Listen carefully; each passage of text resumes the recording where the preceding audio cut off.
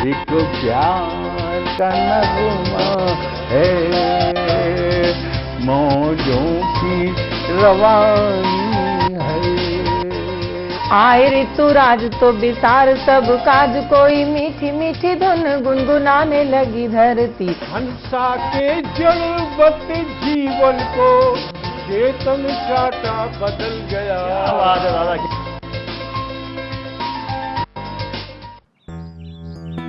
Sir, बिटिया रानी driver के साथ भाग गई। भाग गई? जी, भाग गई। अरे कोई बात नहीं, उसे तो बचपन से भागने का शौक है। सतमोला खाओ, कुछ भी पचाओ।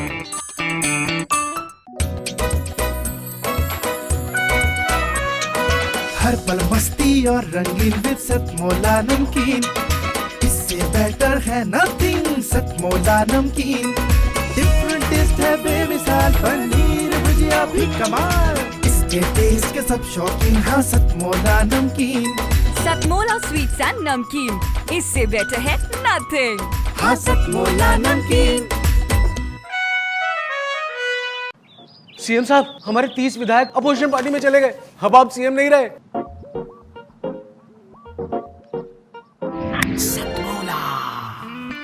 तो अब नया सीएम कौन बन रहा है? Tell me. सतमोला खाओ, कुछ भी पचाओ। जितना जी में आए खाओ, बस खाते ही खाते जाओ। डरने की क्या बात है जब सतमोला साथ है। टेस्ट है इसका सबसे निराला, हर दिल पर जादू कर डाला। स्वाद स्वाद में जमकर खाया, सतमोला ने खूब बचाया। खाने से गलता है क्या? सतमोला। नमस्कार, कवियों की चौपाल में पुनः एक बार आपका स्वागत है, अभिनंदन है। कवियों की चौपाल जो अपने शैशव काल से निकलकर बाल्य अवस्था को प्राप्त करते हुए आज युवा अवस्था तक पहुंच चुकी है। कवियों की चौपाल के 18 वर्ष पूर्ण हो चुके हैं। ऐसे इस पावन अवसर पर आज आपके बीच एक बार पुनः कवियों के माध्यम से, शब्दों के माध्यम से आपके बीच जुड़े हैं। कविताओं के विभिन्न रंग आपके बीच में यहाँ पर प्रस्तुत होने वाले हैं। विभिन्न भाषाओं के कवियों से लेकर विभिन्न रंगों के कवियों तक को एक ही मंच पर सजाने का सार्थक प्रयास, भागीरथ प्रयास साधना चैनल ने किया है, कवियों की चौपाल ने किया है। आपका स्वागत करता हूँ, अभिनंदन करता हूँ, प्रणाम। हमारे मध्य में विभिन्न रंगों के जो कवि हमारे बीच उपस्थित हैं, उनमें सबसे पहली आवाज़ जिस बड़े कवि को देना चाहता हूँ, एक ऐसा बड़ा व्यक्तित्व जिन्होंने अपने सारस्वत शब्दों को सृजन करते हुए मोहन मनीषी सारस्वत रूप में अपनी एक पहचान इस राष्ट्र के अंदर बनाई। धर्म, आस्था, संस्कृति, परंपराओं और राष्ट्रवाद की ऐसी एक ओजस्वी धारा जिसको सुनने के लिए युवावस्था के अनेक प्रतिभावान कवि भी उनको लालायित रहते हैं, सदैव सुनना चाहते हैं। एक ऐसे बड़े कवि को आवाज़ देना चाहता हूं। हमारे बीच में उपस्थित हैं देश के बड़े कवि, बहुत आदर के साथ उनके नाम को आवाज़ देता हूं, श्री मोहन मनीषी सारस्वत जी। जोरदार तालियों से उनका अभिनंदन कीजिए, मोहन मनीषी सारस्वत जी। ओम विश्वानि देव सवितरदुरितानि परासुवे, यद्भद्रं तन्नयासुवे। मैं प्रोफेसर सारस्वत मोहन मनीषी सतमौला कवियों की चौपाल नाम से जो कार्यक्रम लगभग 18 वर्षों से निरंतर गतिमान है, उसके निर्देशक मेरे प्रिय भतीजे प्रवीण आर्य को बहुत बहुत बधाई, शुभकामनाएं और शुभाशीष देता हूं कि जिसने इतने वर्षों में एक नया कीर्तिमान कविता के क्षेत्र में स्थापित किया है। शब्दों की कृपणता में मेरा विश्वास नहीं है, लेकिन समय की जहाँ पर सीमाएं हों वहाँ पर कविता एक ऐसा माध्यम है जहाँ पर कम शब्दों में बहुत बड़ी बात कही जा सकती है। तो मैं सतमौला कवियों की चौपाल कार्यक्रम की भूरी भूरी प्रशंसा करता हूँ और ये कार्यक्रम निरंतर वर्धमान रहे, बढ़ता रहे, फलता रहे, फूलता रहे, इस कामना के साथ अपना काव्य पाठ प्रारंभ करता हूँ। हंसना भी ज़रूरी है, रोना भी ज़रूरी है, हंसना भी ज़रूरी है, रोना भी ज़रूरी है, जगना भी ज़रूरी है, सोना भी ज़रूरी है, पाना भी ज़रूरी है, खोना भी ज़रूरी है, पाना भी ज़रूरी है, खोना भी ज़रूरी है, खेतों में बंदूकें बोना भी ज़रूरी है, खेतों में बंदूकें बोना भी ज़रूरी है। ये सुखद संयोग है कि हम स्वतंत्रता का अमृत महोत्सव मनाए जा रहे हैं और एक पंक्ति खेतों में बंदूकें बोना भी ज़रूरी है के माध्यम से राष्ट्र नायक सरदार भगत सिंह, जो उस वक्त मात्र 7 वर्ष के थे, उनको भी स्मरण कर रहे हैं। दूसरा मुक्तक, सम्मान जरूरी है, अपमान जरूरी है, सम्मान जरूरी है, अपमान जरूरी है, अभिशाप जरूरी है, वरदान जरूरी है, आज़ादी गाती है, बलिदान जरूरी है, आज़ादी गाती है, बलिदान जरूरी है, चाहो जो अमर होना विषपान जरूरी है, चाहो जो अमर होना विषपान जरूरी है। और इस पंक्ति पर मैं महर्षि दयानंद सरस्वती का भी स्मरण करना चाहता हूँ, जिन्होंने सत्यार्थ प्रकाश जैसा अमर ग्रंथ देकर भारतवर्ष का कितना उद्धार किया है, जिसे शब्दों में व्यक्त कर पाना संभव नहीं है।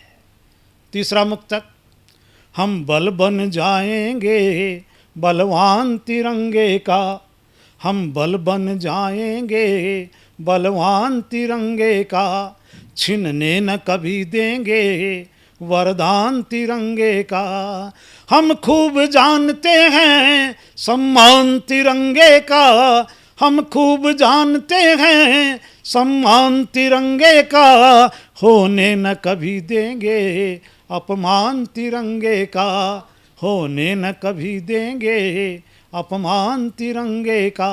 और मित्रों, मैं कोरोना काल से पहले बाघा बॉर्डर पर गया और 350 फुट ऊंचा तिरंगा लहराते हुए देखकर मेरी दृष्टि अचानक आकाश पर गई और मुझे लगा कि ये आकाश आकाश नहीं है, ये तो समुद्र है।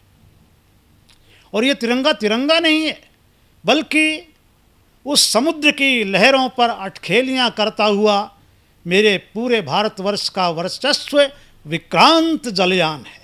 और मैं 4 पंक्तियाँ लिख गया, नए ढंग की उपमा देना चाहता हूँ। देखिए,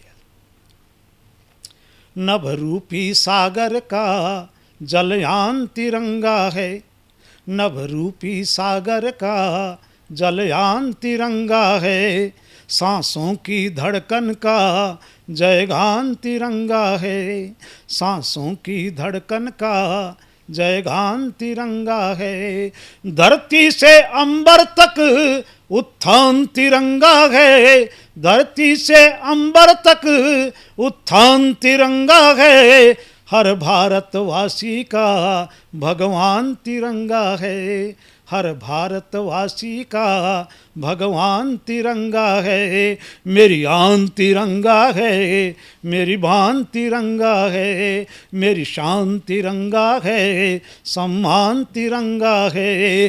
हर भारतवासी का भगवान तिरंगा है। चलिए, बहुत बढ़िया। डॉक्टर मोहन मनीषी सारस्वती जी ने वंदे मातरम जैसे गान के माध्यम से इस राष्ट्र के लोगों में एक ऊर्जा का प्रवाह किया, चेतना का संचार किया। बहुत बहुत साधुवाद देता हूं, धन्यवाद देता हूं उनकी गरिमामयी उपस्थिति को।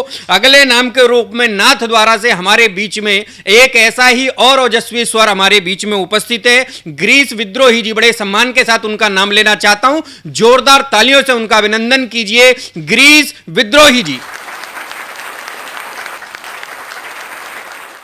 मैं कवि गिरीश विद्रोही मेवाड़ की माटी और प्रभु श्रीनाथ जी की धार्मिक स्थली नाथद्वारा से अपनी काव्य प्रस्तुति दे रहा हूँ। मैंने अपने जीवन का एक उद्देश्य बनाया। कई कवियों ने लिखा कि जी हाँ, हजूर में गीत बेचता हूँ। मैंने भी वहीं से अपनी बात शुरू की।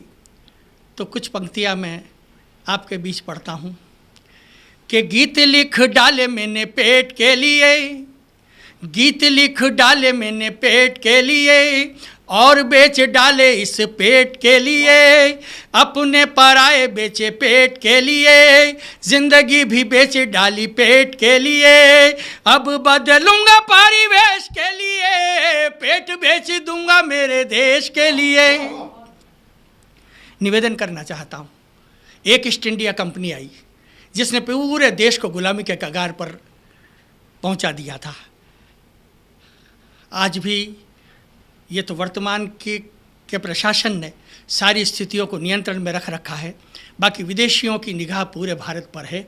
अपनी बात कहता हूँ मैं कि एक कंपनी से कई कंपनी बनी, एक कंपनी से कई कंपनी बनी, हिंदुस्तानियों पे फिर बंदूकें है तनी, है लाल बाल पाल का जमी पे खून है, जलियांवाला बाग में अभी जुनून है, भारतीय संस्कृति की निशानी मार दी, आजाद हिंद फौज की कहानी मार दी, ब्रिटेन की महारानी को सजाने के लिए झांसी वाली रानी की जवानी मार दी, झांसी वाली रानी की जवानी मार दी।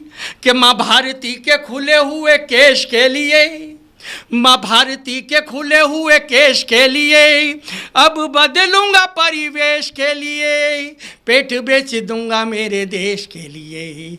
गीत लिख डाले मैंने पेट के लिए, और बेच डाले इस पेट के लिए, अपने पराए बेचे पेट के लिए, जिंदगी भी बेच डाली पेट के लिए, अब बदलूंगा परिवेश के लिए, पेट बेच दूंगा मेरे देश के लिए। कभी कभी विचार करता हूँ, तिरंगा हमारी अस्मिता का प्रतीक है, लेकिन ये निवेदन करता हूँ कि महाराणा प्रताप और शिवाजी ने जिस भगवा झंडे को लहरा करके हमको आज़ादी की अस्मिता का प्रतीक दिया, प्रेरणा दी, और हल्दी घाटी के मैदान से हमारे यहाँ का तो अपना एक इतिहास है, वहाँ पर प्रताप ने जिस ओजस्विता से युद्ध किया और अकबर के सामने कभी नहीं झुके हमारे प्रताप। तो मैं एक छंद आपको, ये भगवा और तिरंगा क्या है इसके संदर्भ में आपके बीच पढ़ता हूँ कि कितने कैसे बने हैं। कहीं कोई तिरंगे को ज़मीन पर डाल देता है, कहीं कोई आग लगा देता है, कहीं भगवा की उपेक्षा की जाती है और घृणा से देखा जाता है। ये नहीं साहब, निवेदन करना चाहता हूँ कि कितनी बार ये भगवा, कितनी बार तिरंगा खून में डूबा, तब जाकर ये लहराता है। कितनी बार ये भगवा और कितनी बार तिरंगा खून में डूबा, तब जाकर ये लहराता है। और जन्म भले कैसे कितने मिल जाएं, ऐसा देश कहाँ मिलता है। शेरों के संग खेल खेलता माता ने जब पुत्र पुत्र जना था, शीश कटे और धड़ लड़ता था, तब जाकर ये देश बना था, तब जाकर ये देश बना था। और निवेदन करना चाहता हूँ, जो देश के टुकड़े टुकड़े करने के सपने देख रहे हैं वे भूल जाएं, इस देश में ऐसे लोग हैं जिन्होंने बहुत मुश्किल से इस देश को जोड़ा है। मैं निवेदन करना चाहता हूँ, अधिक भूमिका नहीं देते हुए सीधी सीधी अपनी पंक्तियाँ, कि अपने राष्ट्र की गौरव गरिमा का, अपने राष्ट्र की गौरव गरिमा का गान नहीं रुकने देना रे, और गुलामी की रोटी पर देह नहीं पलने देना रे। शीश अगर माँ का झुकता हो, शीश अगर माँ का झुकता हो, तो अपना शीश कटा देना रे। जाति धर्म भाषा बट जाए, देश नहीं बटने देना रे, देश नहीं बटने दे। चलिए, बहुत बढ़िया। ग्रीस विद्रोही जी ने जो ऊर्जा का संचार इस मंच के ऊपर किया, निश्चित रूप से साधुवाद के पात्र हैं, धन्यवाद के पात्र हैं।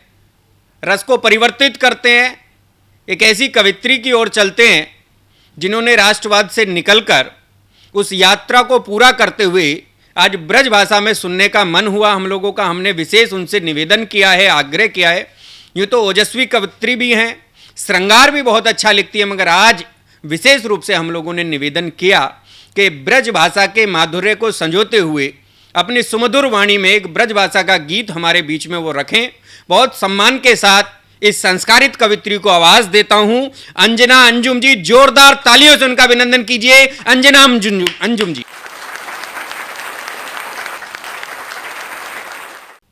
सतमोला कवियों की चौपाल के सभी सुधी पाठकों को, दर्शकों को अंजना अंजुम का सादर नमस्कार। और आज हम सब स्वतंत्रता का अमृत महोत्सव मना रहे हैं। अभी हिंदी दिवस निकल कर ही गया, लेकिन हिंदी कभी निकलती नहीं है। तब मैं बोलती हूँ ब्रजभाषा के साथ कि पवन प्रसार पग पग पे बहार, इत अश्रु को गुबार मन वाटा टोल ले गयो। पवन प्रसार पग पग पे बहार, इत अश्रु को गुबार मन वाटा टोल ले गयो। चहु दिशु एक सी विकलता समाए गई, घबरा के नजरानो और बोल दे गयो। ऐसा लगो आज मैं अकेली ना है विचलित, ऐसा लगे आज मैं अकेली ना है विचलित, मेरे संग बदरा भी गम तोल के गयो। चपला ने पल पल हुंक हुंकार भरी, सिसकत सिसकत घन रोए के गयो। क्योंकि तेरे लिए ही मैंने जीवन मधुर सा गीत बनाया है, फिर से तेरी यादों को दिल में मैंने दोहराया है, तेरे लिए ही मैंने जीवन। अब एक माँ की व्यथा सुनिएगा कि काहे तूने मोहे प्यारे सपने दिखाए लाल, और काहे खुद आज मोह से बिछड़त है। कि काहे तूने मोहे प्यारे सपने दिखाए लाल, काहे आज मुत तू ऐसे बिछड़त है। आँख मेरी भरी है करे जो टूक टूक भयो, और तू न जाने कहाँ कित कू चलत है। जीवन गुजार लूंगी अकेली ही चल दूंगी, काल गालते तो ललका है डर पत है। सूरतिया देख बिन जिया बहलाए लूंगी, मुझे तेरी याद आई दिल टूटत है। क्योंकि तेरे लिए ही मैंने जीवन मधुर सा गीत बनाया है, फिर से तेरी यादों में खुद को मैंने दोहराया है। एक पत्नी अपने पति को, एक माँ अपने बेटे को जितना प्रेम करती है उसे हम शब्दों में बयां नहीं कर सकते। तब मेरी ब्रज भाषा ये कहती है, सांवरिया आ जा रे एक बार, सांवरिया आ जा रे एक बार। ना मांगूंगी चूड़ी कंगन, ना मांगूंगी कंगन ना मोतियों के हार, मगर तुम आ जाओ एक बार सवरिया, आ जा रे एक बार। बॉर्डर से कभी न लौटने वाले पति के लिए गीत। कि रोते रोते अखियाँ सूझी, आँखों का काजल मिट बैठा, रोते रोते अखियाँ सूझी, आँखों का काजल मिट बैठा, सूख गए हैं मेरे अधर भी, लाली का सब रंग ढंग छूटा। तुम ही तो हो मेरे सांवरे, तुम ही तो हो मेरे सांवरे, इकलौते श्रृंगार, कि अब तुम आ जाओ एक बार सांवरिया, आ जा रे एक बार। कि माता जी से अब न लड़ूंगी, गोबर कूड़ा सब कर लूँगी, माता जी से अब न लड़ूंगी, गोबर कूड़ा सब कर लूँगी, बाबूजी को हुक्का भर के भोर सांझ मैं ही दे दूँगी। अब चाहे तुम खूब सताना, अब चाहे तुम खूब सताना, चाहे करना प्यार, कि अब तुम आ जाओ एक बार सजन रे, आ जाओ एक बार। जब भाई की कलाई के लिए बहन राखी लेकर आए और भाई ना मिले, तब भाई और बहन और सबकी भावनाएं अलग, पत्नी की भावनाएं अलग। कि देखो राखी पर्व है आया, जीजी द्वारे बैठी रोवे, देखो राखी पर्व है आया, जीजी द्वारे बैठी रोवे, माँ बापू की ओर निहारूं, असुवन से वो आँखें सींचे, कैसे निष्ठुर हुए पियाजी, कैसे निष्ठुर हुए पियाजी, क्यों ना सुनो पुकार, कि अब तुम आ जाओ एक बार सजन रे, आ जाओ एक बार। तब मैं फिर कहती हूँ कि याद कर ले तू मेरी मीठी एक मुस्कान, प्यार की तरुण तरुणाई बन जाऊंगी। याद कर ले तू मेरी मीठी एक मुस्कान, फिर से मैं तेरी अंगड़ाई बन जाऊंगी। जीवन की बागडोर सौंपे मेरे हाथ तो अधीर हृदय की अंगड़ाई बन जाऊंगी। मेरे वास्ते जो याद खुद पे गुमान करे, मेरे वास्ते जो याद खुद पे गुमान करे, सच कहूँ तेरी परछाई बन जाऊंगी। तेरे लिए बन जाऊं बचन की मधुशाला, उम्र खयाम की रुवाई बन जाऊंगी। क्योंकि तेरे लिए ही मैंने जीवन मधुर सा गीत बनाया है, फिर से तेरी यादों में खुद को मैंने दोहराया है। कि औरों को जो स्वाभिमान भेंट करते रहे हैं, आज वो अधीर है विकल परेशान हैं। औरों को जो स्वाभिमान भेंट करते रहे हैं, आज वो अधीर हैं विकल परेशान हैं। जो समय के साथ ढल जाया कभी करते थे, आज वही जाने क्यों समय से अनजान है। हृदय में छुपी हुई जो टीस उठती थी कभी, हृदय में छुपी हुई जो टीस उठती थी कभी, आज वही टीस सच में ही वरदान है। कभी उस प्यार को छलावा मैंने नाम दिया, आज उस प्यार पे तो मुझको गुमान है। कि तेरे लिए ही मैंने जीवन मधुर सा गीत बनाया है, फिर से तेरी यादों में खुद को मैंने दोहराया है। तेरे लिए ही मैंने जीवन। बहुत ही सुंदर ब्रज के माधुर्य से ब्रज की गलियों में उन्होंने हमको घुमाया। ब्रज की उस गली में घुमाया जब भगवान श्री कृष्ण अपने घुटनों से चले। पूरे देश को जिन्होंने एक ऐसे संस्कार के मार्ग पर चलना सिखाया, धर्म के मार्ग पर चलना सिखाया, जिससे यह राष्ट्र सदैव विश्व गुरु के रूप में आगे बढ़ता रहे, उसी राष्ट्रवाद की लहर को, उसी संस्कार की, उसी धर्म की लहर को उन्होंने अपने शब्दों के माध्यम से ब्रज की भाषा के रूप में यहाँ पर प्रस्तुत किया। अंजना अंजुम जी का दिल से, हृदय से धन्यवाद करता हूँ कि एक अच्छे गीत को उन्होंने प्रस्तुत किया। अगले कवि के रूप में रस को पुनः परिवर्तित करता हूँ। हम राष्ट्रवाद से चले और ब्रज भाषा, संस्कार और धर्म तक होते हुए हम आज हास्य पर आना चाहते हैं। हमारे बीच में एक देश का बड़ा ऐसा हास्य कवि कि जिसने अपनी कविता के बल पर, विशुद्ध कविता के बल पर, विशुद्ध शब्दों के बल पर हास्य जगत के अंदर, पूरे देश भर के अंदर ही नहीं बल्कि वहां से निकलकर विश्व भर में अपनी एक अलग पहचान बनाई। हास्य को काका हाथरसी के बाद जिसने इस हद तक स्थापित किया कि लोग उससे आज प्रभावित होते हैं, लोग सुनने को आतुर होते हैं, ऐसे बड़े कवि को आवाज देता हूं। सुनहरी लाल वर्मा तुरंत जी, जोरदार तालियों से उनका अभिनंदन कीजिए। सुनहरी लाल वर्मा तुरंत जी।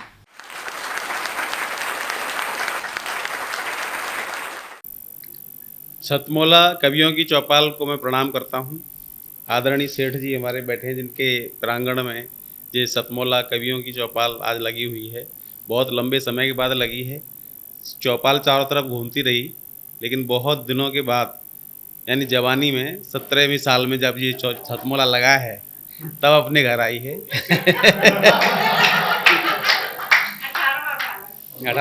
18वां, हाँ सब, जबकि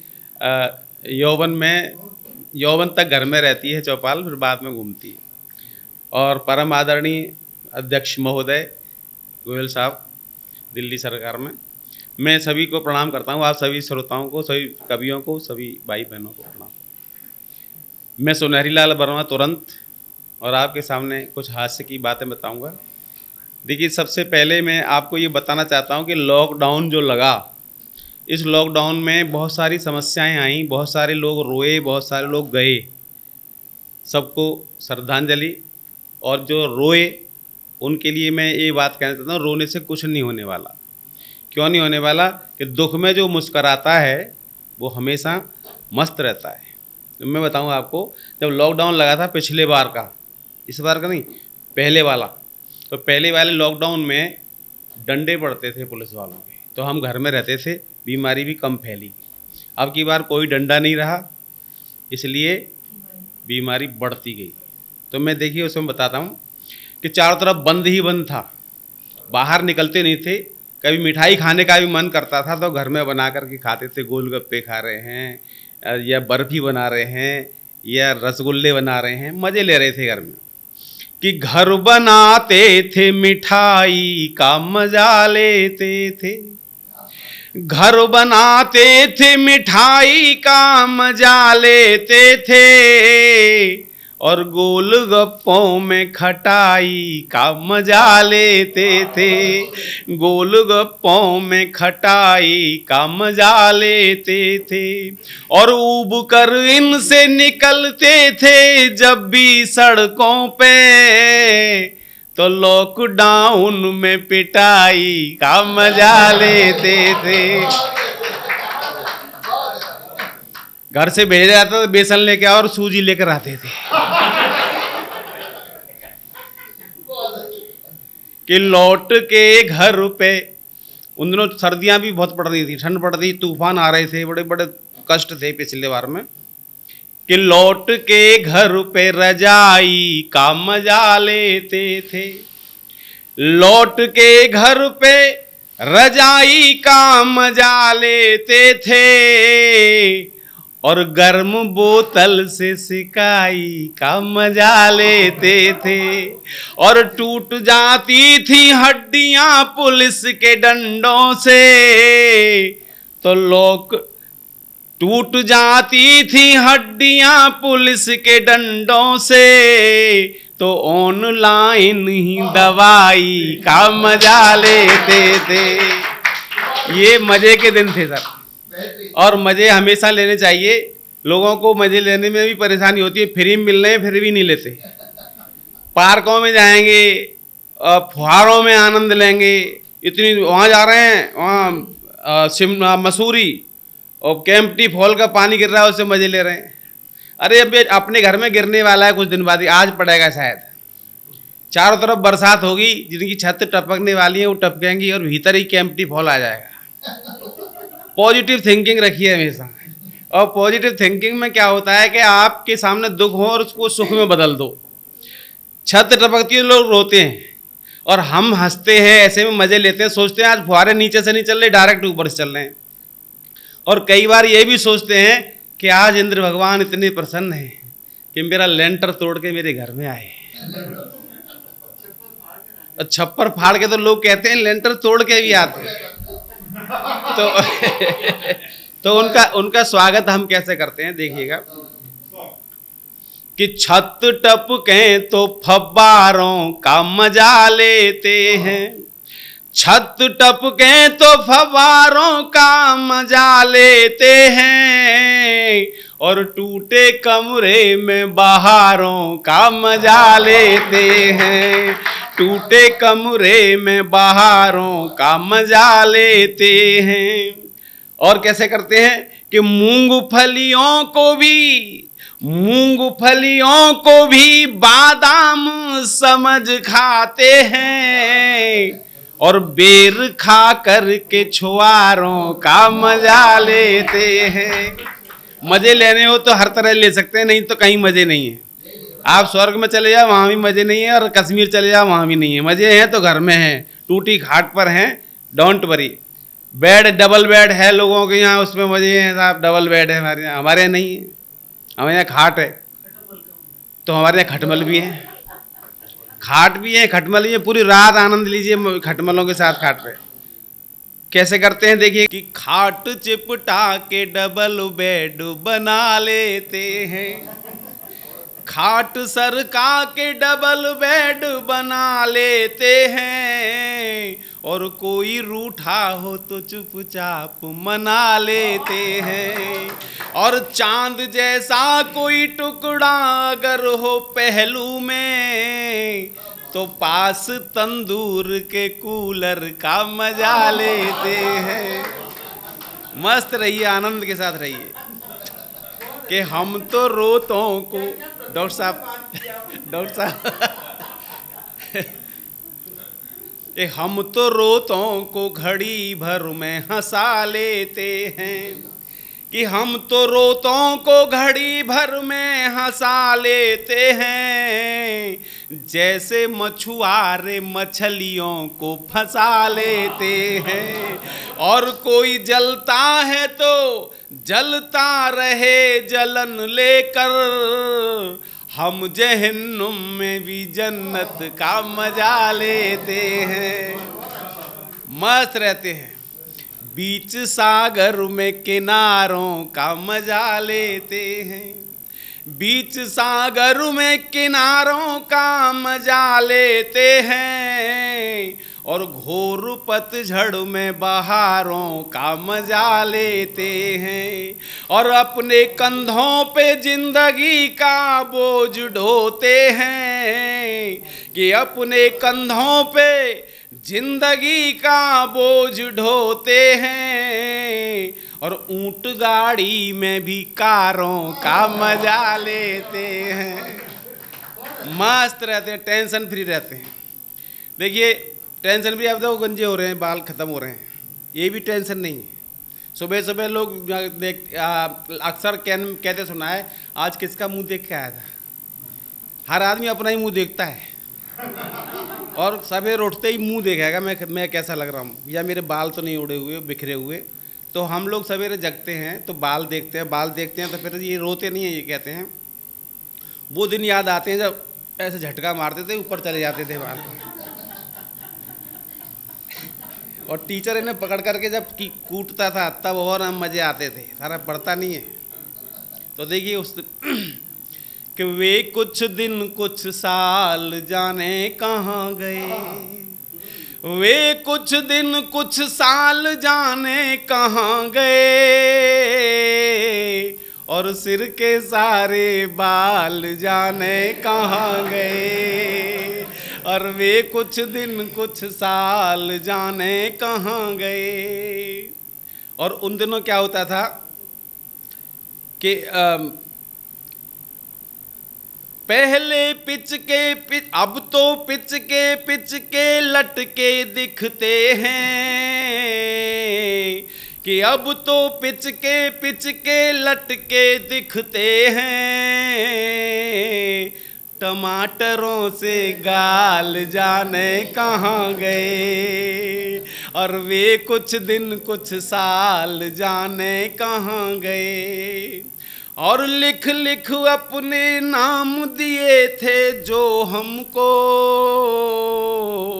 लिख लिख अपने नाम दिए थे जो हमको, उनके वो रूमाल जाने कहाँ गए और वे कुछ दिन कुछ साल जाने कहाँ गए। और जब जुल्फे थीं कि खुद आ कर रोज मछलियां फंसती थीं। आप और कहीं जा रहे हैं?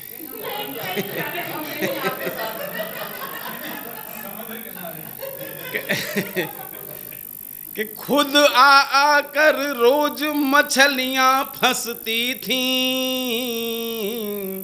वो रेशम के जाल जाने कहाँ गए और वे कुछ दिन कुछ साल जाने कहाँ गए।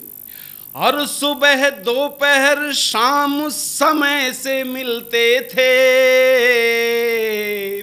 सुबह दोपहर शाम समय से मिलते थे। वो रोटी वो दाल जाने कहाँ गए और वे कुछ दिन कुछ साल जाने कहाँ गए। और वो रेशम के जाल।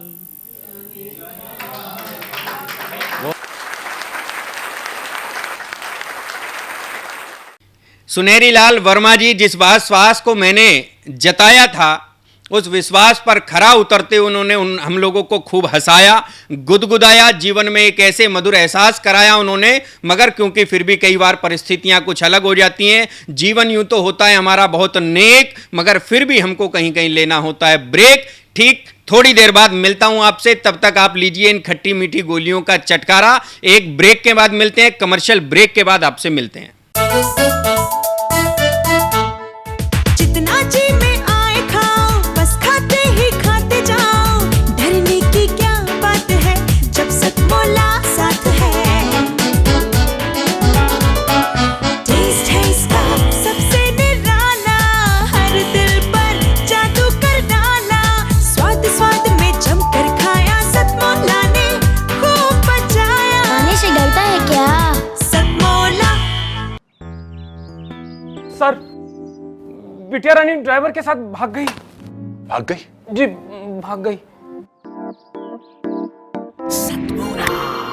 अरे कोई बात नहीं, उसे तो बचपन से भागने का शौक है।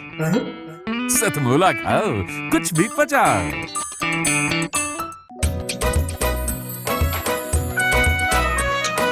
हर पल मस्ती और रंगीन विद सतमोला नमकीन। इससे बेटर है नथिंग, सतमोला नमकीन।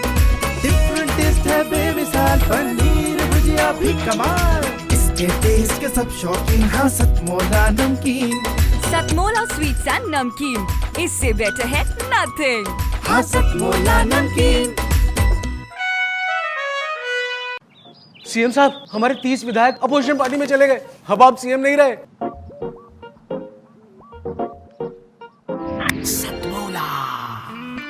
तो अब नया सीएम कौन बन रहा है?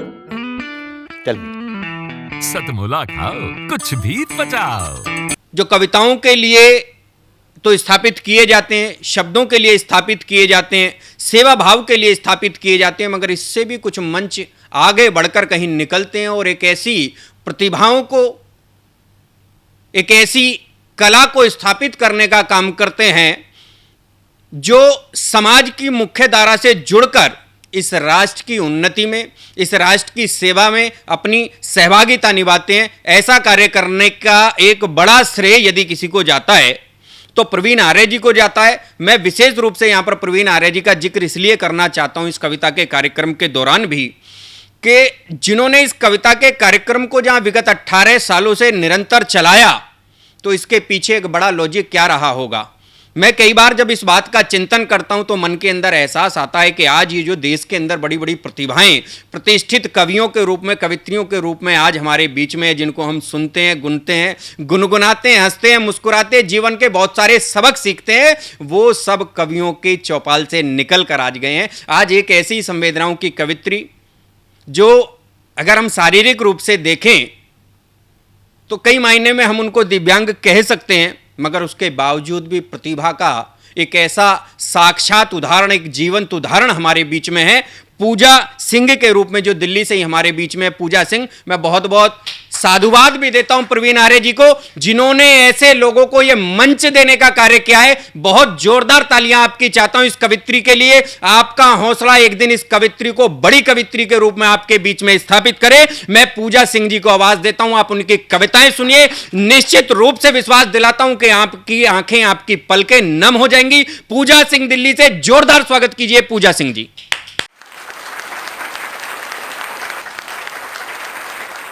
हाँ याद है मुझे, हाँ याद है मुझे, भगवान है मेरे माँ पापा। अस्पताल में थी मैं, मंदिरों में थे मेरे माँ पापा। अस्पताल में थी मैं, मंदिरों में थे मेरे माँ पापा। पट्टियों से बंधी थी मैं, सहला रहे थे मेरे माँ पापा। पट्टियों से बंधी थी मैं, सहला रहे थे मेरे माँ पापा। भगवान को देखा है मैंने, भगवान को देखा है मैंने, वो है मेरे माँ पापा।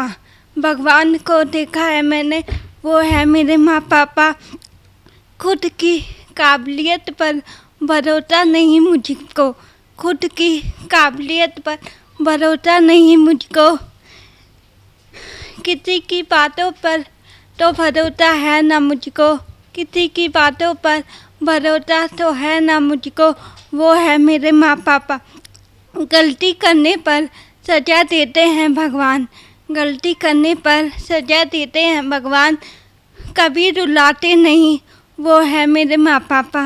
कभी रुलाते नहीं, वो है मेरे माँ पापा। चलना मुझको आता नहीं, चलना मुझको आता नहीं, मेरा सहारा बन जाते हैं मेरे माँ पापा। मेरा सहारा बन जाते हैं मेरे माँ पापा। मेरा अगला टॉपिक है संस्कार। लड़कियों को सिखाया जा रहा था संस्कार, लड़कियों को सिखाया जा रहा था संस्कार।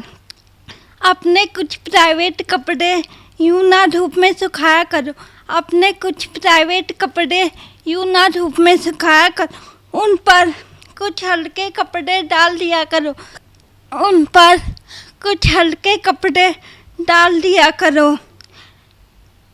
तमीज नहीं सिखाई गई है क्या, तमीज नहीं सिखाई गई है क्या। ये तो था लड़कियों के लिए संस्कार, ये तो था लड़कियों के लिए संस्कार। लड़कियों को अकेला देख उन पर झपट्टा क्यों मारते हो, लड़कियों को अकेला देख उन पर झपट्टा क्यों मारते हो। उन्हें किसी ने नहीं बताया ये नहीं है इनका संस्कार, उन्हें किसी ने नहीं बताया ये नहीं है उनका संस्कार। लड़कियों को कहा जाता गलत करी तो दफना दी जाएगी, लड़कियों को कहा गया गलत करी तो दफना दी जाएगी। क्यों नहीं लड़कों को भी कहा गया तू भी मौत के घाट उतार दिया जाएगा। क्यों नहीं लड़कों को कहा गया तू भी मौत के घाट उतार दिया जाएगा। कहाँ गया बराबर वाला संस्कार, कहाँ गया बराबर वाला संस्कार। पूजा सिंह, जिसकी कविताएं अभी आप सुन रहे थे, जैसा मैंने कहा था कि आपकी पलकें नम हो जाएंगी। निश्चित रूप से उनकी वो संवेदनाएं, उनके जीवन का जो उन्होंने उसको जिया है, जिस तरह के जीवन को, वो उनकी कविताओं के रूप में साफ साफ परिलक्षित होता है। मैं बहुत बहुत साधुवाद देता हूँ इस बेटी को और ईश्वर से प्रार्थना करता हूँ ईश्वर इस बेटी को बहुत ऊंचा मुकाम दिलाए। मगर कवियों की श्रृंखला को आगे बढ़ाते हैं, कवित्रियों की श्रृंखला को आगे बढ़ाते हैं। एक नए रूप के साथ, नए रंग के साथ आपके बीच आना चाहता हूं। हमारे बीच में साहिल सिंह दिल्ली से पधारे हैं। बहुत अच्छे गजलकार हैं, बहुत अच्छे गीतकार हैं, मगर हमने उनसे आज निवेदन किया है कि वो कुछ गजलें अपनी हमारे बीच में रखें। साहिल सिंह जी को आवाज देता हूं, जोरदार तालियों से उनका अभिनंदन कीजिए। साहिल सिंह जी। साहिल सिंह शेरों और गज़लों में बात करता हूँ, सीधे सीधे बगैर किसी तमहीद के मतलब पेश करता हूँ। बनते बिगड़ते नज़ारे देख रहा हूँ, बनते बिगड़ते नज़ारे देख रहा हूँ, फलक से टूटते सितारे देख रहा हूँ। बनते बिगड़ते नज़ारे देख रहा हूँ, फलक से टूटते सितारे देख रहा हूँ। शेर पर ध्यान चाहूँगा। लहलहाते खेत अब नहीं दिखते, लहलहाते खेत अब नहीं दिखते, मैं तो ऊंची मीनारें देख रहा हूँ। लहलहाते खेत अब नहीं दिखते, मैं तो ऊंची मीनारें देख रहा हूँ। सांझे चूल्हे में तो दरार आ गई, सांझे चूल्हे में तो दरार आ गई, घरों में उठती दीवारें देख रहा हूँ। सांझे चूल्हे में तो दरार आ गई, घरों में उठती दीवारें देख रहा हूँ। और ये खास शेर, मुफलिस को यहाँ इमदाद नहीं मिलती, मुफलिस गरीब इमदाद मदद, मुफलिस को यहाँ इमदाद नहीं मिलती, शराब की खातिर कतारें देख रहा हूँ। मुफलिस को यहाँ इमदाद नहीं मिलती, शराब की खातिर कतारें देख रहा हूँ। अंधेरे को निगलते चराग अब नहीं, अंधेरे को निगलते चराग अब नहीं, आग लगाते हुए शरारे देख रहा हूँ। अंधेरे को निगलते चराग अब नहीं, आग लगाते हुए शरारे देख रहा हूँ। अपने सहारों ने जब बेसहारा छोड़ दिया, अपने सहारों ने जब बेसहारा छोड़ दिया, बुजुर्गों को लकड़ी के सहारे देख रहा हूँ। अपने सहारों ने जब बेसहारा छोड़ दिया, बुजुर्गों को लकड़ी के सहारे देख रहा हूँ। और ये मक्ते का शेर, जो साहिल कभी मंजिल था सबकी, जो साहिल कभी मंजिल था सबकी, आज उसे अकेला किनारे देख रहा हूँ। जो साहिल कभी मंजिल था सबकी, आज उसे अकेला किनारे देख रहा हूँ। बनते बिगड़ते नज़ारे देख रहा हूँ, फलक से टूटते सितारे देख रहा हूँ। मतलब कुछ यूँ कहा है, अपने इश्क का जनाजा लेकर आ गए, हम अपने इश्क का जनाजा लेकर आ गए, इस दिल पर जख्म ताज़ा लेकर आ गए। अपने इश्क का जनाजा लेकर आ गए, इस दिल पर जख्म ताज़ा लेकर आ गए। चले थे हम भी मंजिल की तलाश में, चले थे हम भी मंजिल की तलाश में, अपने साथ उम्र का तकाजा लेकर आ गए। चले थे हम भी मंजिल की तलाश में, अपने साथ उम्र का तकाजा लेकर आ गए। किस्मत आजमाने की फिराक में हम भी थे, किस्मत आजमाने की फिराक में हम भी थे, नसीब की चाल का अंदाज़ा लेकर आ गए। नसीब किस तरीके से बदलता है। किस्मत आजमाने की फिराक में हम भी थे, नसीब की चाल का अंदाज़ा लेकर आ गए। दुनिया की भीड़ में और कुछ तो ना मिला। खास शेर, दुनिया की भीड़ में और कुछ तो ना मिला, जीने के तजुर्बे पाकीज़ा लेकर आ गए। पाकीज़ा पवित्र, दुनिया की भीड़ में और कुछ तो ना मिला, जीने के तजुर्बे पाकीज़ा लेकर आ गए।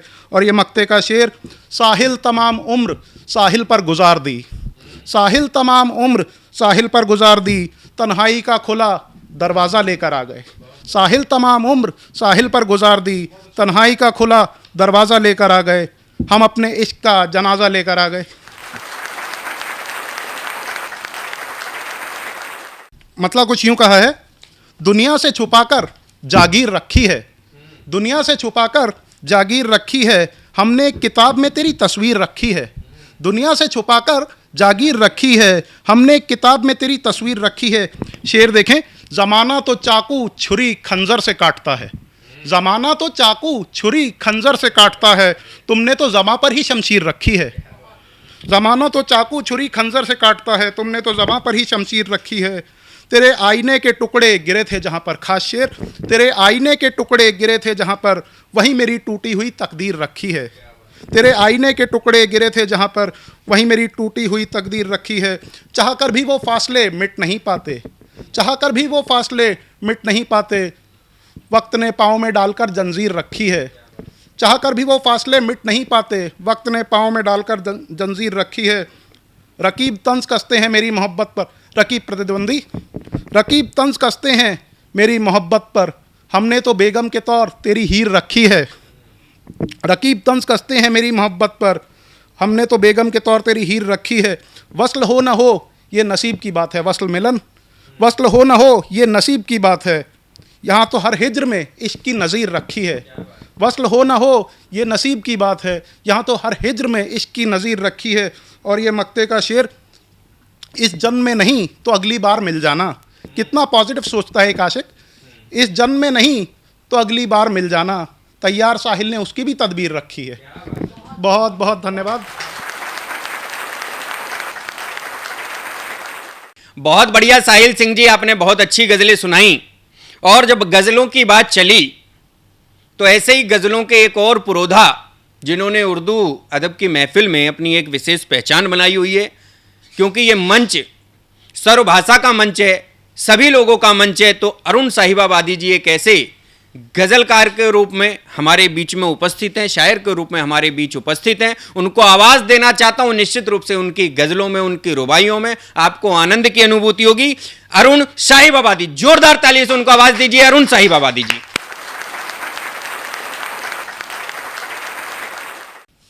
सतमोला कवियों की चौपाल के दर्शकों को मेरा अरुण शर्मा साहिबाबादी का प्रणाम।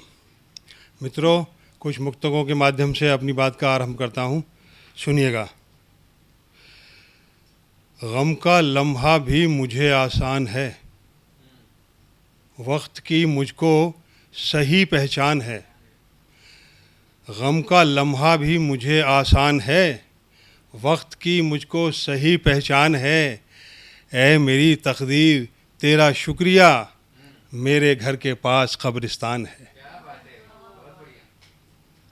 और देखिएगा मित्रों,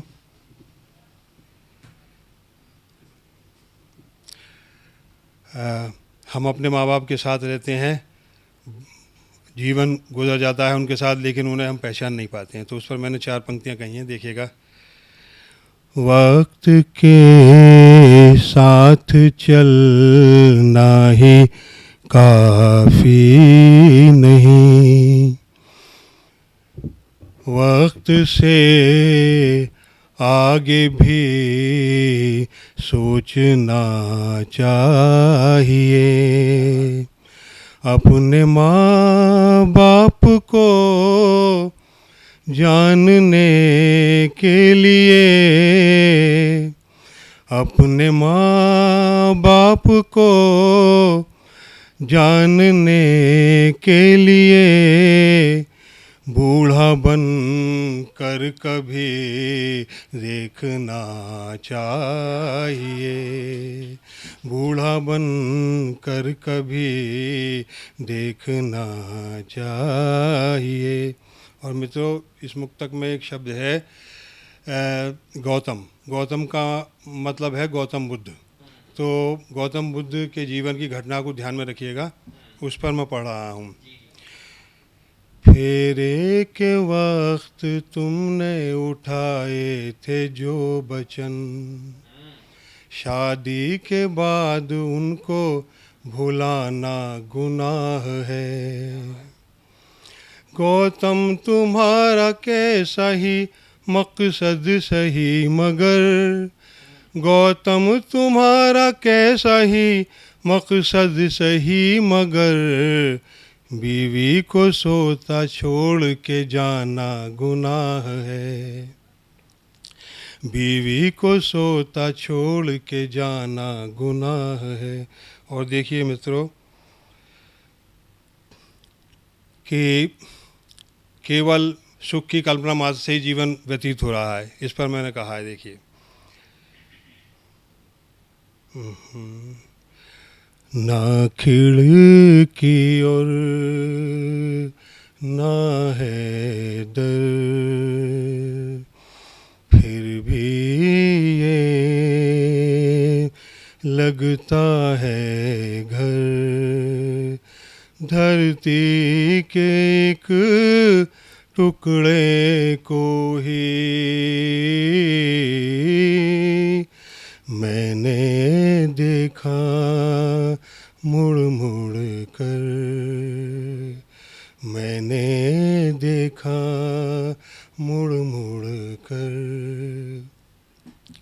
और देखिए, मनुष्य को बहुत बाद में पता चलता है कि उसने क्या सोचा था और क्या निकला।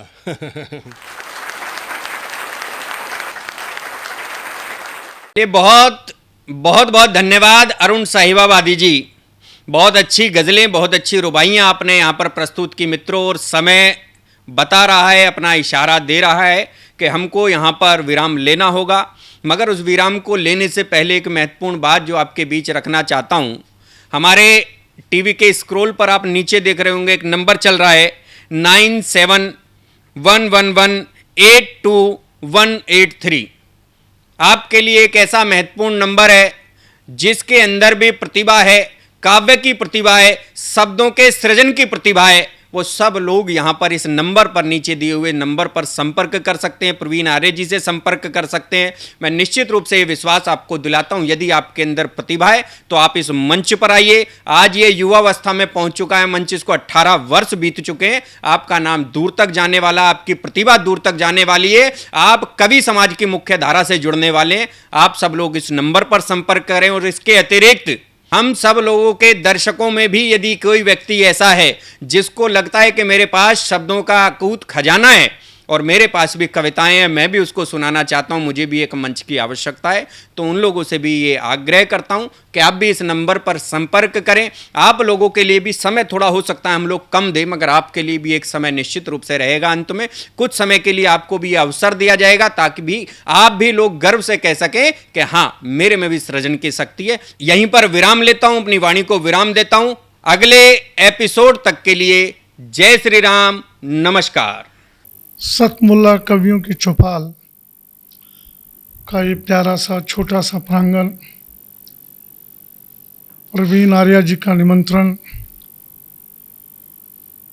और अनिल जी मित्तल जो मेरे मित्र भी हैं, खाली वो व्यापारी नहीं, वो दानदाता भी है। हमारी यहाँ संस्था चलती है सूर्यनगर में, इनके घर के पास ही महाराजा अग्रसेन सेवा संस्थान डायग्नोस्टिक सेंटर है, चैरिटेबल, उसमें बहुत योगदान देते हैं। जब मुझे पता लगा चौपाल का स्थान भी यही है तो मुझे बड़ा अच्छा लगा। मैंने अनिल जी से, हालांकि कल भी मिले थे हम, 3-4 घंटे बैठे, आज इनसे मिलना हुआ दोबारा से। मैं प्रवीण जी को बहुत बहुत बधाई देता हूँ कि एक अच्छा, जहाँ व्यक्ति बैठकर कुछ विचार करने लगता है और अलग अलग कवियों को सुनकर प्रेम रस भी, वीर रस भी, हास्य रस भी, सबका समावेश हुआ है। अपने आप को जैसे गाड़ी ओवर हॉलिंग के लिए ओवर हॉलिंग हो जाता है। बहुत बहुत शुभकामनाएं, बधाई। अब खूब अच्छा गुदगुदाया हमारे तरंग जी ने, अच्छा लगा। बहन जी ने प्रेम रस का बड़ा अच्छा, अब आपने वीर रस भी जोड़ा, प्रेम रस भी जोड़ा। अब मैं तो सोच रहा हूँ कविता ही सुना के बोलना तो क्या है।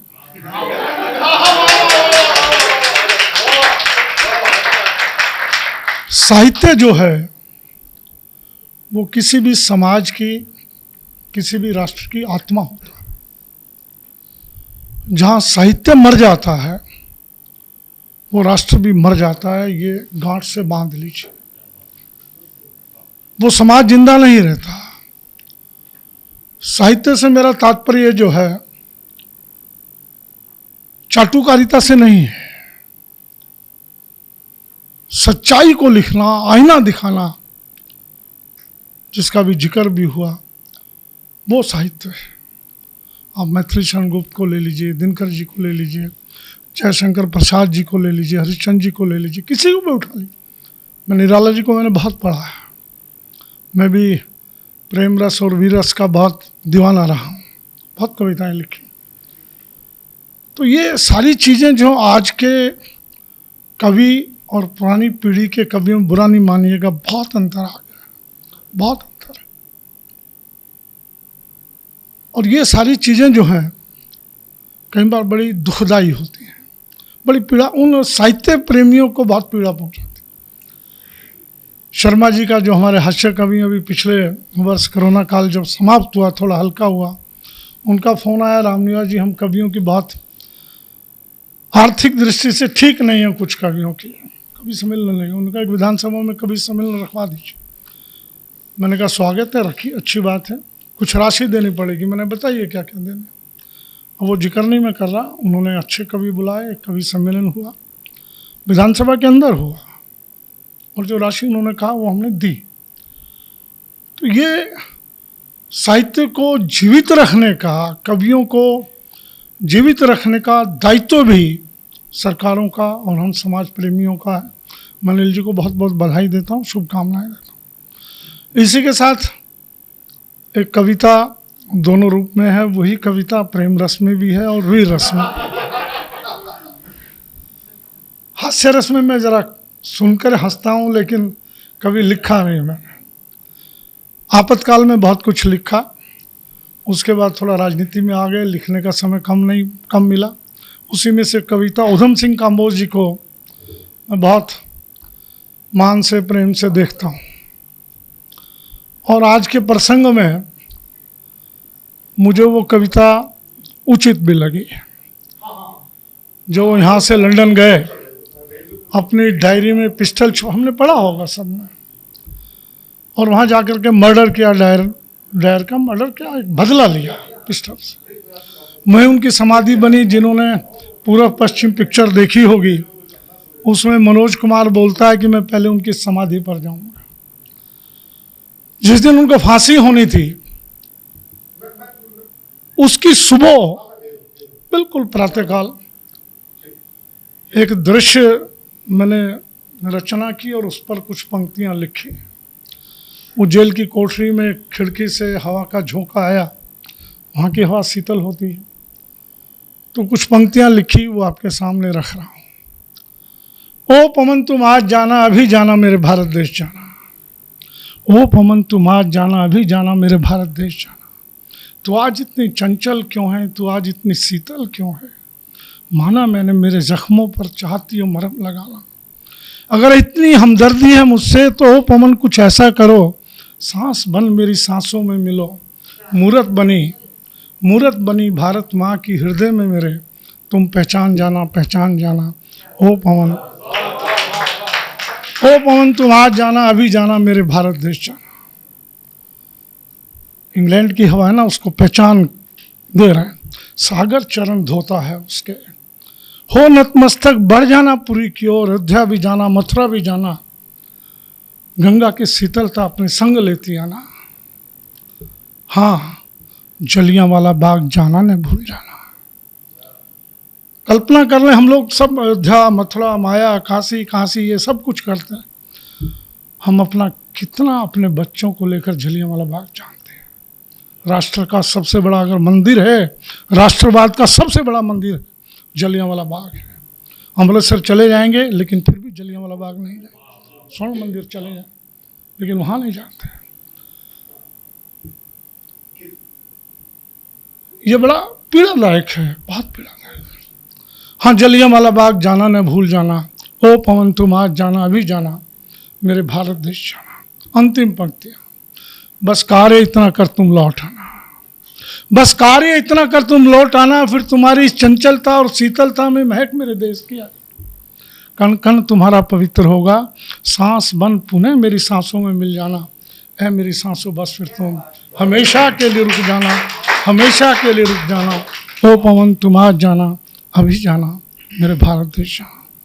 बहुत बहुत धन्यवाद प्रवीण जी, आप सबका अच्छा लगा। और मैं प्रार्थना कर रहा हूँ कि जब भी कभी इस ढंग की चौपाल हो, राजनीति से हटकर हमको बैठने का भी अवसर मिले। और मैं प्रार्थना करूँगा कभी विधानसभा में आइए। विधानसभा हमारी इस वक्त तो राजनीति का अखाड़ा कम है, देश प्रेमियों का अखाड़ा ज़्यादा बनी हुई है। आपको वहाँ लगेगा नहीं कि हम किसी विधानसभा में आए। वहाँ जब एंटर करेंगे भगत सिंह, सुखदेव, राजगुरु का आपको हाफ स्टैचू वहाँ तीनों के लगे। दिल्ली एक ऐसी विधानसभा है पहली, और उस विधानसभा का इतिहास भी बहुत गौरवशाली है। कभी आएंगे तब आपको।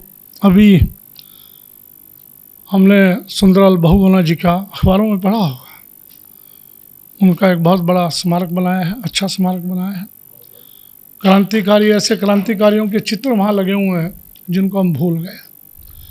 और अंत में मैं जिनके हम सब लोग दीवाने रहे हैं, मैं बहुत युवा होता था तब से, लगभग 13-14 साल की उम्र रही होगी। नीरज जी को सुनने का बड़ा शौक़ रहता था। आज उनका जन्मदिन भी है और उनके आज के पावन जन्मदिन पर मैं आप सबको शुभकामनाएं देता हूं, बधाई देता हूं। धन्यवाद। जय हिंद। नमस्कार, मैं अनिल मित्तल, चेयरमैन सतमोला ग्रुप, सभी आए हुए आमंत्रित कवियों का और सतमोला कवियों के चौपाल के सभी दर्शकों का बहुत बहुत स्वागत करता हूं। आज बहुत सौभाग्य की बात है कि हमारे बीच में सतमोला कवियों की चौपाल में श्री रामनिवास गोयल जी, दिल्ली विधानसभा के अध्यक्ष, और श्री महेंद्र गोयल जी, विधायक जी, आज हमारे साथ उपस्थित हैं। ये हमारे लिए बहुत ही गर्व का विषय है। दोस्तों, आज मुझे विश्वास नहीं होता कि 18 साल पहले जब परवीन आर्य जी मेरे पास आए कि इस तरह से कोई कवियों का सम्मेलन का प्रोग्राम करना चाहते हैं, तो उस समय मुझे ये विश्वास नहीं था कि ये प्रोग्राम इतना सक्सेस होगा और ये 18 साल पूरे करेगा अपने। और मैं उनकी बात से बिल्कुल सहमत था कि ये जो कवि हमारे भी जो हैं हमारे, ये एक हमारी धरोहर है हमारे समाज की। आज जो कल्चर हमारा दिन पे दिन बदलता जा रहा है, अगर हमने कवियों को वो प्रोत्साहन, वो इज्जत नहीं दी, तो धीरे धीरे छवि हमारी, ये सभ्यता हमारी ख़त्म हो जाएगी। लोग जानेंगे भी नहीं कि भाई वो क्या कवि सम्मेलन क्या होता है, कवि क्या होते हैं। तो मेरा मानना है कि हम लोगों को उनको पूरा मौका मिलना चाहिए, पूरी इज्जत मिलनी चाहिए। उसी उद्देश्य के अंदर सतमोला हमेशा अग्रसर रहा है। सतमोला कवियों की चौपाल को आज 18 साल हो गए हैं और हर साल दशहरे पे हम लोग बालाजी रामलीला कमेटी में एक बहुत बड़ा कवि सम्मेलन करते हैं सतमोला कवियों की चौपाल का, और उसमें जाने माने कवि आते हैं। और मुझे लगता है दिल्ली का शायद सबसे अच्छा कवि सम्मेलन में वो अपना जगह बनाता जा रहा है। और ये बड़े गर्व का विषय है कि इस सतमोला कवियों की चौपाल में करीब 15,000 से ज़्यादा कवि अपना योगदान दे चुके हैं। और मैं आने वाले टाइम, आने के लिए जो नए कवि हैं उन सबको भी इस स्टेज पे आमंत्रित करता हूं कि वो आएँ और अपनी योग्यता को प्रकट करें। धन्यवाद। सतमोला कवियों की इस चौपाल में जितने भी कवि बंधु, साहित्यकार बंधु आज यहाँ आए हैं, मैं उनको उनका अभिवादन करता हूँ, उनको नमन करता हूँ। परवीन आर्य जी का ये जो प्रयास, सुंदर प्रयास, सतत वर्षों से चल रहा है, मैं इसका एक साक्षी हूँ। नवअंकुर कवियों को जो ये मंच सतमोला कवियों की चौपाल जो प्रस्तुत करती है, ये बहुत सराहनीय और प्रशंसनीय प्रयास है। आज के इस कार्यक्रम में मैं उपस्थित रहा। मैंने भिन्न भिन्न रसों के कवियों को सुना और अभिभूत हुआ। वीरस के कवि थे, हास्य रस के कवि थे, श्रृंगार रस के कवि थे, और इस सब रस मिलकर जो है नवरस जो उत्पन्न करते हैं हमारे जीवन में, इनका बहुत महत्व है हमारे जीवन के बीच में। परंतु मैं आज एक बात, जितने भी कवि यहाँ उपस्थित हैं उनके लिए बड़े आदरपूर्वक, आदर से मैं कहना चाहता हूँ कि आप को ये मंच मिला है, आप नवअंकुर कवि हैं, परंतु आप हमेशा नवअंकुर कवि न रहें और अपने प्रयासों को इतना उदात करें कि एक दिन आप भी जो है देश भर में अपना नाम बनाएं, आपकी कविता श्रेष्ठतम कविता हो, ऐसा मेरा आपसे आग्रह है, ऐसा मेरा आपसे निवेदन है। आप में प्रतिभा है, आप उस प्रतिभा को अपने प्रयासों से और गहरा करें और उसमें गति लाएं, यही मेरी आपसे एक बार पुनः प्रार्थना है। इसी प्रार्थना के साथ मैं आप सबका पुनः एक बार धन्यवाद करता हूं, अभिनंदन करता हूं। और मैं आपके बीच में रहा, जितना समय भी रहा, मुझे बहुत आनंद आया। मैं बहुत अच्छी यादें आज के इस कार्यक्रम से लेकर वापस जाने वाला हूँ। मैं आपको बहुत शुभकामनाएं देता हूँ, आपको बहुत साधुवाद देता हूँ। बहुत धन्यवाद आप सभी का।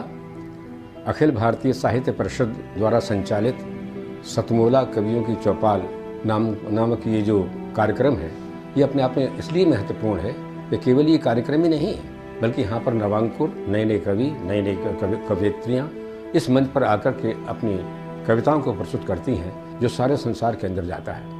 तो ये बहुत बड़ा मंच है, एक प्रकार से कार्यशाला जैसी है ये। तो इसलिए आप सभी लोग इस कार्यक्रम से जुड़ें, नए नए बच्चे यहाँ पर आएँ, बहुत अच्छा लगेगा। हमारा आशीर्वाद इस पूरी संस्था के लिए है, सतमोला कवियों की चौपाल के लिए है, और आप सभी के प्रति हमारा मन में बहुत स्नेह है, बहुत प्यार है।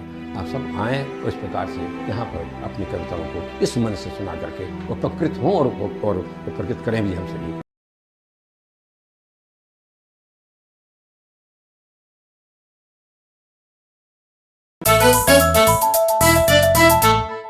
जितना जी में आए खाओ, बस खाते ही खाते जाओ।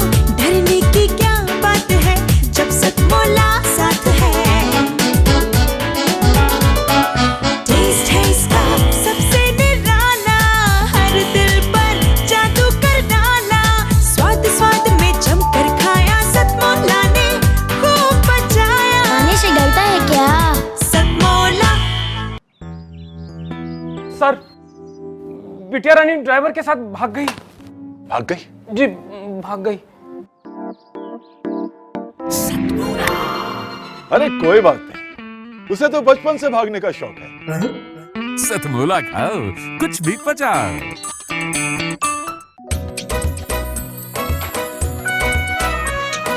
हर पल मस्ती और रंगीन विद सतमोला नमकीन, इससे बेटर है नथिंग। सतमोला नमकीन डिफरेंट टेस्ट है बेमिसाल, पनीर भुजिया भी कमाल। इसके टेस्ट के सब शौकीन, हाँ सतमोला नमकीन। सतमोला स्वीट्स एंड नमकीन, इससे बेटर है नथिंग। हाँ सतमोला नमकीन। सीएम साहब, हमारे 30 विधायक अपोजिशन पार्टी में चले गए। अब आप सीएम नहीं रहे।